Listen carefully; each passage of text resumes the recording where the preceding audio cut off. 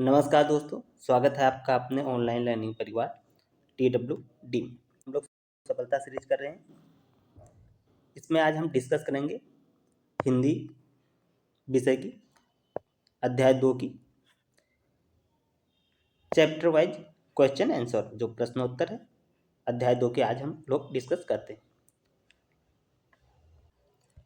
यदि आपको इसकी PDF चाहिए तो आप लोग क्लास को लाइक कीजिए, इसको शेयर करें और इसे चैनल को सब्सक्राइब कर लें। यदि आपने सब्सक्राइब नहीं किया तो दबा दें जिससे आपको रेगुलर क्लासेस मिल सकें। इसकी PDF आपको कमेंट बॉक्स में पिन की हुई टेलीग्राम लिंक मिल जाएगा, उसे आप लोग ज्वाइन कर लीजिए, वहाँ आपको इसकी PDF मिल जाएगी। आइए क्वेश्चन डिस्कस करते हैं।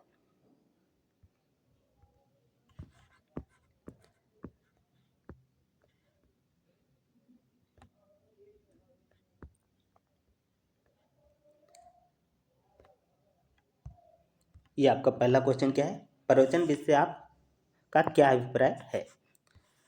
तो प्रवचन विधि में अध्यापक विषय वस्तु को स्वयं विस्तार से समझाता है, इसमें डिस्कस करता है। ये लेक्चर विधि होते हैं जिसमें जो टीचर होता है ये लेक्चर देता है, ये विषय वस्तु को विस्तार से डीप वे में एक्सप्लेन करता है। इसमें क्या होता है, जो शिक्षार्थियों को सुनने और समझने पर अधिक ध्यान दिया जाता है। इस विधि में क्या होता है कि जो टीचर होता है ये एक्टिव होता है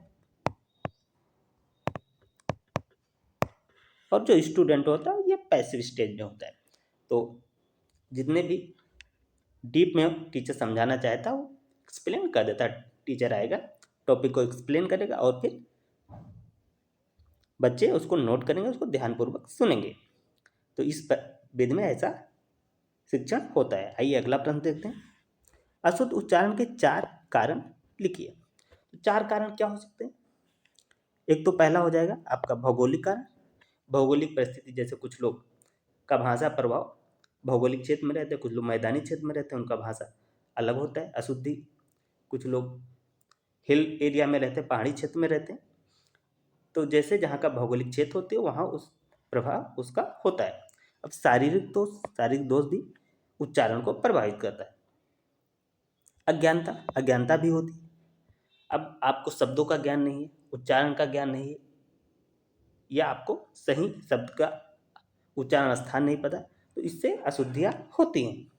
और चौथा कारण क्या हो, अभ्यास की कमी। यदि आप चीज़ों को अभ्यास नहीं करेंगे तो इससे क्या होता है कि अशुद्ध उच्चारण होने के कारण हो जाता है। तो ये 4 कारण अशुद्ध उच्चारण के हो जाते हैं। आइए अगला प्रश्न देखते हैं।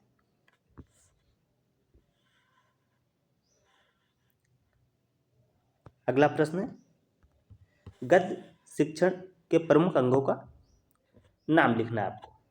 क्या हो जाएंगे? विचार स्पष्टता, भाषा ज्ञान, भाव समझना और व्याकरण शुद्धता। अगला प्रश्न, पद्य शिक्षण की शिक्षण विधियों का उल्लेख करना है। तो पद्य शिक्षण की विधियाँ कौन सी हो जाएगी? ये आपका व्याख्या विधि हो जाएगी, पाठ प्रवाह विधि हो जाएगी, प्रश्नोत्तर और कहानी हो जाएगी। आइए अगला प्रश्न देखते हैं। अगला प्रश्न है, पठन का अर्थ स्पष्ट कीजिए। पठन का अर्थ है लिखित सामग्री को ध्यानपूर्वक पढ़कर अर्थ को समझने की प्रक्रिया। जो पठन होता है इसमें क्या करते हैं, जैसे हम कोई चीज़ को लिखित स्वरूप में होती है उसको हम पढ़ते हैं और उसका क्या करते हैं, हम अर्थ ग्रहण करते हैं, अर्थ को उसको समझते हैं। तो ये आपका पठन का अर्थ हो जाता है।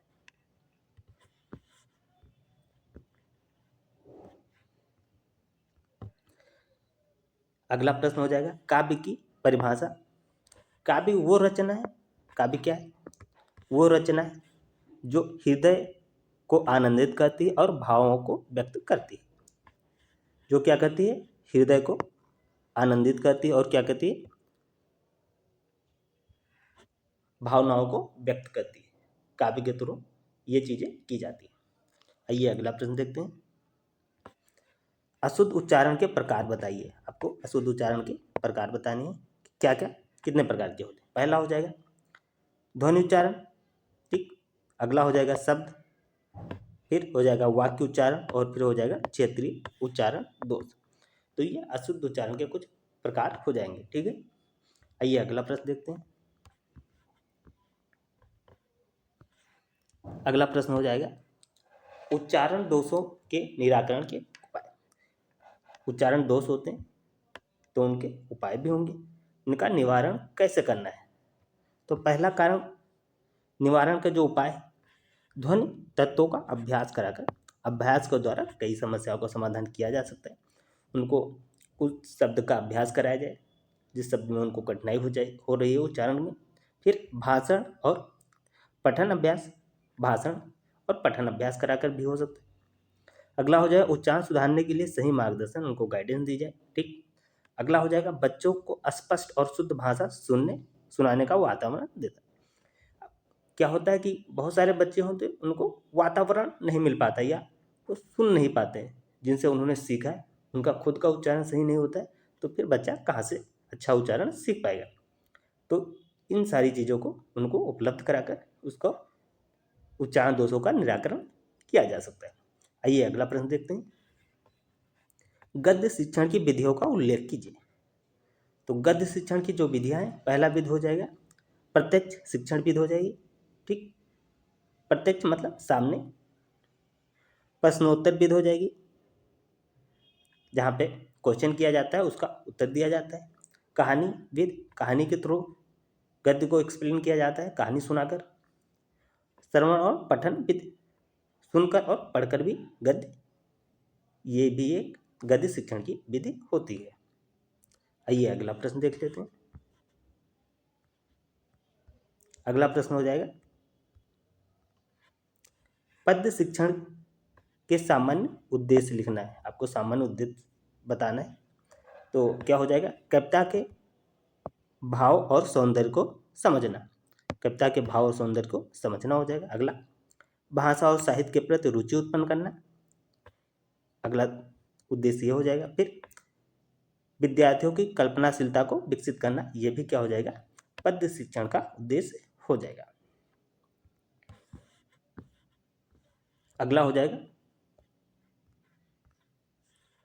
भावात्मक अभिव्यक्ति को प्रोत्साहित किया जाना। आते हैं अगले क्वेश्चन पे, ये क्वेश्चन 11, पठन का महत्व बताना है। तो क्या होता है पठन का महत्व? ज्ञान में वृद्धि करना, पहली बात हम पढ़कर अपने ज्ञान में वृद्धि कर सकते हैं। अगला हो जाएगा भाषा और व्याकरण में सुधार, जब हम पढ़ते हैं तो हमारी भाषा में सुधार होता है, हमारे व्याकरण में सुधार होता है। मानसिक विकास, जब हम पढ़ते हैं तो हमारा मानसिक विकास भी होता है। ठीक।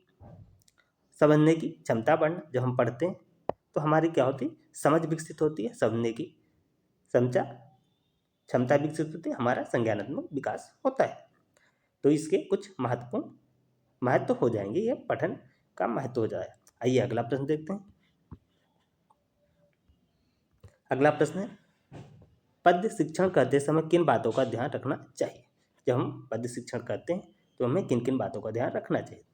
पहली बात कविता के भाव वार्थ को समझना, जो उसका भाव है, जो कविता का राइटर है, जो कवि है, जो कहना चाहता है उसके भाव को समझना। जो कवि कहना चाहता है उसको हमें समझना है कि कवि किन शब्दों का किस संदर्भ में प्रयोग कर रहा है।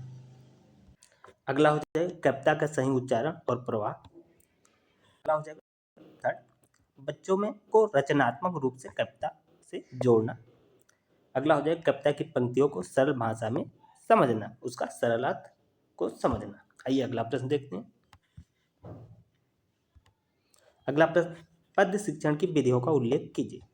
जो पद्य शिक्षण की विधि, पहला हो जाएगा व्याख्या विधि, प्रश्नोत्तर विधि, कहानी विधि और पाठ प्रवाह विधि। ये क्या हो गई, ये पद्य शिक्षण की विधियां हो जाती हैं।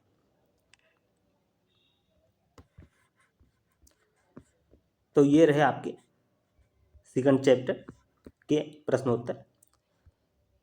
आप लोग क्लास को लाइक कीजिए, इसको शेयर करें और चैनल को क्या करें सब्सक्राइब कर लीजिए। यदि आपने सब्सक्राइब नहीं किया तो इसे सब्सक्राइब कर लें। और ये इस क्लास की पीडीएफ चाहिए तो आप लोग कमेंट बॉक्स में आपको पिन किया हुआ टेलीग्राम का लिंक मिल जाएगा, तो आप लोग जो टेलीग्राम का लिंक है उसको ज्वाइन कर लीजिए, वहाँ पे आपको पीडीएफ सारी मिल जाएगी। तो इस क्लास में इतना ही। जय हिंद, जय भारत।